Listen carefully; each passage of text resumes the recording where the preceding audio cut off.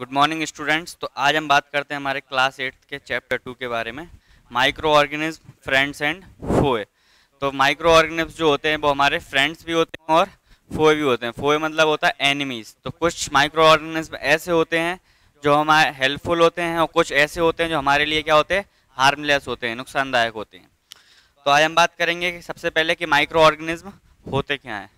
तो micro organism वो organism होते हैं, जैसे बर्ड से ही पता चल रहा है माइक्रो,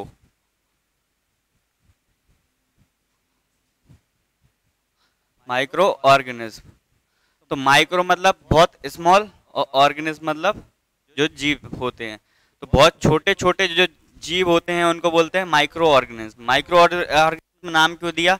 क्योंकि इनको अपन नेक्ड आई से नहीं देख सकते, मतलब साधारण आई से नहीं देख सकते। तो इनको देखने के लिए हमें यूज करना पड़ता है माइक्रोस्कोप का, इसलिए इनको माइक्रो ऑर्गेनिज्म नाम दे दिया। बात करते हैं माइक्रो ऑर्गेनिज्म क्लासेस में क्लासिफाइड है। तो माइक्रो ऑर्गेनिज्म जनरली क्लासिफाइड है 4 मेजर ग्रुप्स में: बैक्टीरिया, फंजाई, प्रोटोजोआ और एल्गी। तो आपने में एक सवाल हुआ, आपने वायरसेस को माइक्रो ऑर्गेनिज्म क्यों नहीं बोला? तो वायरसेस के बारे में आपके बुक में लाइन दी हुई है बहुत अच्छी: viruses are also microscopic, they however reproduce only inside the cell of the host organism which may be a bacterium, plant or animal. तो माइक्रो ऑर्गेनिज्म क्या होते हैं? जब तक माइक्रो ऑर्गेनिज्म दूसरी होस्ट बॉडी के अंदर, मतलब किसी बॉडी के अंदर नहीं आते, जब तक वो लाइव नहीं कहलाते हैं, अलाइव नहीं कहलाते हैं। और मतलब वो रिप्रोड्यूस तभी कर पाते हैं जब होस्ट बॉडी के अंदर रहते हैं। इसके बाद बात करते हैं जैसे कुछ बीमारियां होती हैं जो इन माइक्रो ऑर्गेनिज्म से होती हैं। तो कौन कौन सी बीमारियां कौन कौन से माइक्रो ऑर्गेनिज्म से होती हैं? जैसे इन्फ्लुएंजा हुआ, फ्लू वगैरह होते हैं, आपको होते हैं वायरसेस। पोलियो, चिकन पॉक्स वगैरह भी वायरसेस से होते हैं। Disease like dysentery and malaria are caused by, तो जो से होते हैं वो डायसेंट्री और मलेरिया होते हैं। टाइफाइड और ट्यूबरक्लोसिस बैक्टीरिया डिजीज है, मतलब बैक्टीरिया से होते हैं। तो आपको पेज नंबर 2 पे बहुत सारे बैक्टीरिया, एल्गी, प्रोटोजोआ और फंजाई के डायग्राम्स दिए हुए हैं, मतलब उनके टाइप्स दिए हुए हैं कौन कौन से हैं। तो बैक्टीरिया, स्पाइरल बैक्टीरिया हुआ, रॉड शेप्ड बैक्टीरिया, ऐसे एल्गी के दिए हुए हैं। प्रोटोजोआ में आपको दिया है अमीबा और पैरामीशियम। फंजाई में ब्रेड माउल्ड, पेनिसिलिन दिया हुआ है। ऐसे ही वायरसेस के भी 2 टाइप्स दिए हुए हैं। आगे हम बात करते हैं where do micro organism live. तो जो माइक्रो ऑर्गेनिज्म लिव कहाँ करते हैं, मतलब माइक्रो ऑर्गेनिज्म जो होते हैं वो हमारे कहाँ जीवित रहते हैं? तो all the types of environment ranging from ice cold climate to hot springs and desert marshy lands. मतलब जो माइक्रो ऑर्गेनिज्म होते हैं वो हर क्लाइमेट में सर्वाइव कर सकते हैं। अलग अलग माइक्रो ऑर्गेनिज्म अलग अलग क्लाइमेट में सर्वाइव करता है, हॉट से लेके कोल्ड और डेजर्ट से लेके मार्सी लैंड तक। इसके बाद some micro organism grow on other organism while others exist. कुछ माइक्रो ऑर्गेनिज्म दूसरों की से ग्रो करते हैं और कुछ माइक्रो ऑर्गेनिज्म ऐसे होते हैं जो फ्रीली एग्जिस्ट करते हैं, मतलब फ्रीली अपना जीवन बिताते हैं। Micro organism like can live alone while fungi and bacteria में लिव इन कॉलोनीज। तो जो अमीबा होता है, अमीबा किस में आया था? हमारा प्रोटोजोआ में आया था। अमीबा जो होता है वो कैसा होता है? वो अकेले रह सकता है। लेकिन जो फंजाई और बैक्टीरिया हैं वो क्या करते हैं? कॉलोनीज में रहते हैं, मतलब उनको ग्रुप चाहिए होता है रहने के लिए। इसकी बात करते हैं micro organism and us. Micro organism and us, micro organism और हम। तो कुछ माइक्रो ऑर्गेनिज्म फ्रेंडली होते हैं और कुछ होते हैं जो फोए होते हैं, मतलब एनिमी होते हैं, जो हमारे काम में नहीं आते, मतलब डिस्ट्रॉय करते हैं। तो सबसे पहले हम बात करेंगे फ्रेंडली माइक्रो ऑर्गेनिज्म के बारे में। तो फ्रेंडली माइक्रो ऑर्गेनिज्म क्या क्या हेल्प करते हैं हम लोगों को, क्यों फ्रेंडली बोला गया है उनको? तो आपने देखा होगा कि माइक्रो ऑर्गेनिज्म को यूज किया जाता है प्रिपरेशन ऑफ कर्ड में, ब्रेड में और केक में, मतलब दही बनाने में, ब्रेड बनाने में और केक बनाने में भी माइक्रो ऑर्गेनिज्म को यूज किया जाता है। इसके बाद they are also used in cleaning up of the environment, environment को भी क्लीन करने में उनका यूज किया जाता है। फॉर एग्जांपल जैसे वेस्ट जो अपना होता है, जैसे वेजिटेबल पील्स वगैरह, एनिमल्स के वेस्ट वगैरह और फीकस वगैरह, उनको क्या करता है माइक्रो, क्या करता है ब्रोकन डाउन करता है उनको और उनको सिंपलर सब्सटेंस में चेंज कर देता है, जिससे वो डिस्पोज हो जाते हैं। Bacteria are also used in the preparation of medicine. और बैक्टीरिया का यूज़ किया जाता है मेडिसिन का प्रिपेयर करने में, मतलब मेडिसिन को बनाने में।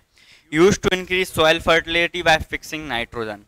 और जो माइक्रो ऑर्गेनिज्म रहते हैं वो एयर की जो नाइट्रोजन रहती है उसको फिक्स करके अपनी सॉइल में भी घोलते हैं, जिससे उसको एब्सॉर्ब कर सके। इसके बाद मेकिंग, सबसे पहला जो टॉपिक हमारा है वो है making of curd and bread, कि मतलब माइक्रो ऑर्गेनिज्म कैसे हमारे कर्ड और ब्रेड में यूज होते हैं।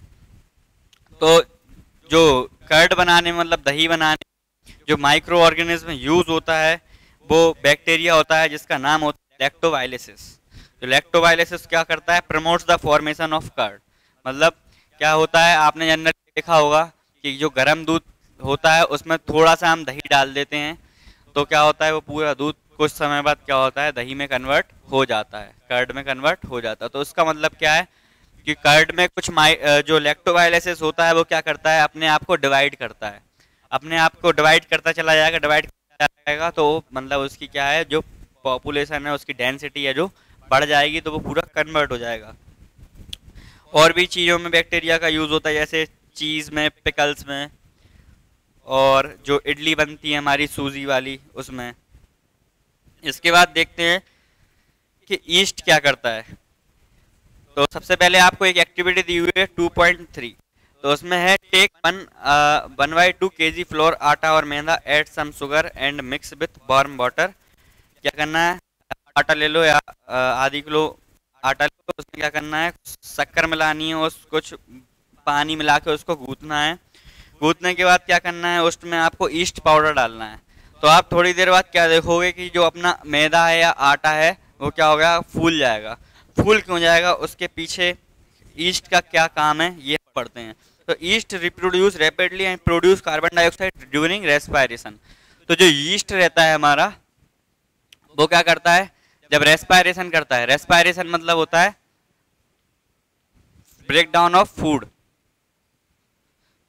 ब्रेक डाउन ऑफ फूड मतलब फूड को जब वो ब्रेक डाउन करता है ईस्ट, तो क्या होता है, ये कार्बन डाइऑक्साइड मतलब CO2, ये कार्बन डाइऑक्साइड का करता है, प्रोड्यूस करता है। अब ये कार्बन डाइऑक्साइड गैस है, तो ये क्या होती है, उसमें स्पेस बना लेती है, मतलब उस आटे में अपनी स्पेस बना लेगी, इसलिए आपको आटा जो है फूला फूला सा दिखेगा, उसका वॉल्यूम ये इंक्रीज कर देगी।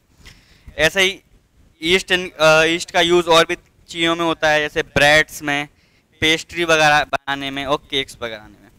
इसके बाद पढ़ेंगे हम commercial use of micro organism. मतलब कमर्शियल यूज मतलब होता है बड़े पैमाने पे हम माइक्रो ऑर्गेनिज्म का कैसे यूज करें, मतलब इंडस्ट्री वगैरह में। तो माइक्रो ऑर्गेनिज्म इंडस्ट्री वगैरह में बड़े पैमाने होता है for making of alcohol, wine and acetic acid, मतलब विनेगर। क्या क्या बनाने में, एल्कोहल शराब बनाने में, वाइन बनाने में, और एसिटिक एसिड मतलब इसको विनेगर बोलते हैं, जो हम खाने वगैरह की चीज़ों में डालते हैं। तो ये चीज़ें बनाने में बड़े पैमाने पे क्या होता है, माइक्रो ऑर्गेनिज्म का यूज होता है।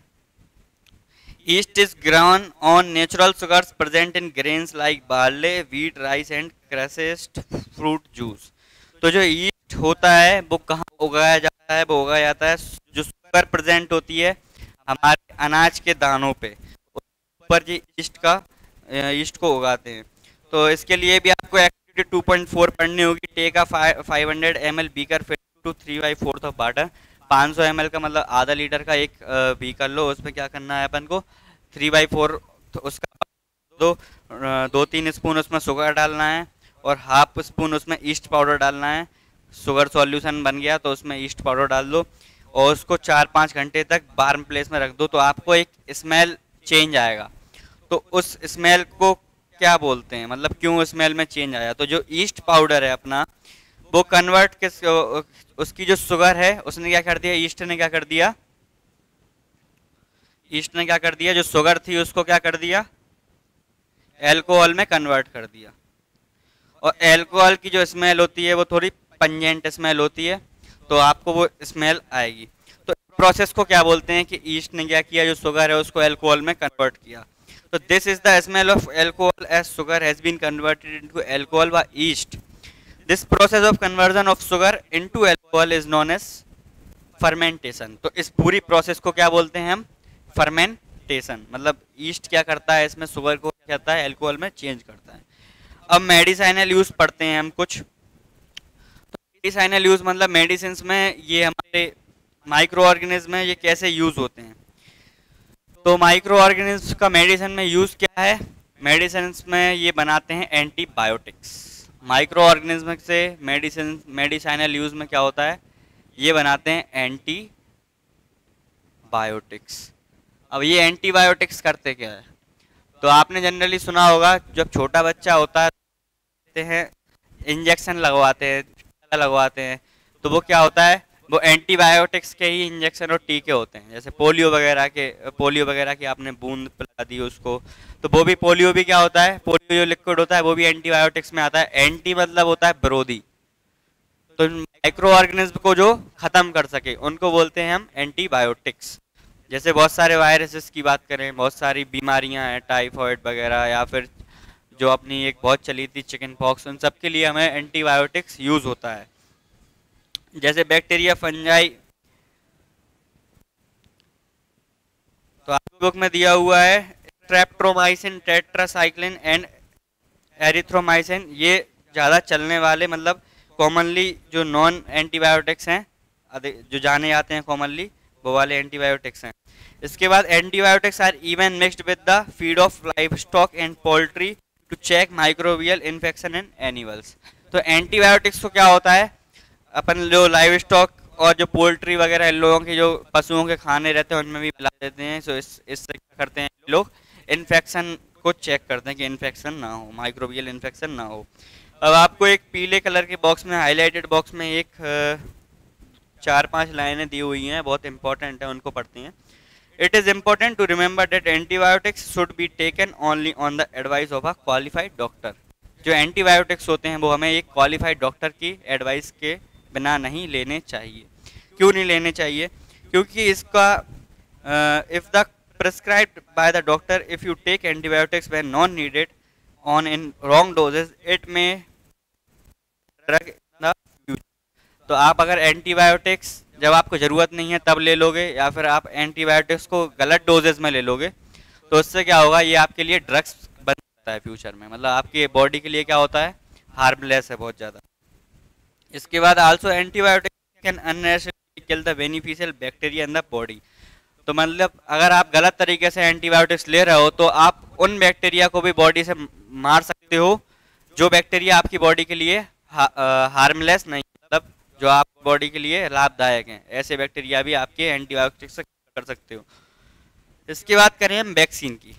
तो वैक्सीन क्या होती है, तो when a disease carrying microscopes enters our body, the body produces antibodies to fight the invader. The body also remembers how to fight the microwave enters again.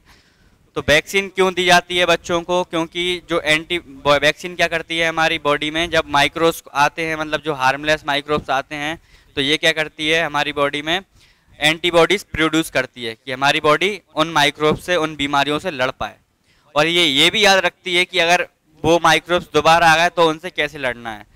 तो हर तरह से क्या करती है, ये एंटीबॉडीज प्रोड्यूस करती है हर सिचुएशन में। इसके बाद